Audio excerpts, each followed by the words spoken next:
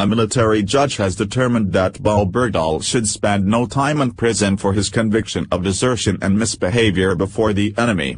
Simply put, he ran off like a chicken doll arranged to by ch.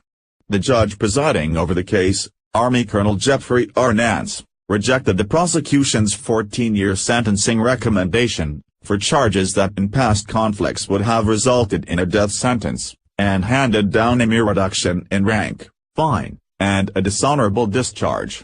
Clearly Nance felt more sympathy for Bergdahl than those who lost their lives and limbs searching for him after he was discovered missing. Bergdahl is said to have put on quite the performance when he took the stand, apologizing to those who were hurt searching for him and crying like a little baby. He sought sympathy for having been kept in a confined space for 5 years in constant fear that every time the door opened it would be the man who would behead him.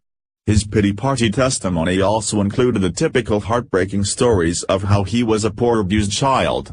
Poor little baby. Mommy must have pulled him from her tit too soon. How traumatic. If you think I seem too harsh, too bad.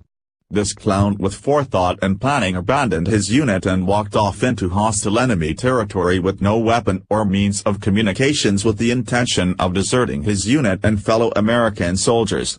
He ended up in exactly the sort of circumstance anyone could have predicted and ended up there of his own doing. Of course, because those he abandoned were of much greater character and men of honor, they were determined to search for and attempt to rescue their weak link from the enemy. In their relentless efforts, several were injured and killed, and in the end, 5 of the most dangerous prisoners of war held at Guantanamo Bay was traded for his return.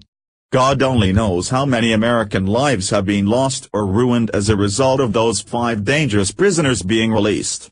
The death penalty would have been a generous sentence for Bowe Bergdahl. Life in a North Korean labor camp would have been more appropriate. Being released with a dishonorable discharge. Many will question if a sentence giving him his freedom warrants criminal charges against the judge. Of course, that can't and will not happen. If I were a betting man or one of those warriors who put my friend in a body bag because of this clown who will walk free, I'd say Bowe Bergdahl might want to stay aware of his surroundings and keep his back to the wall.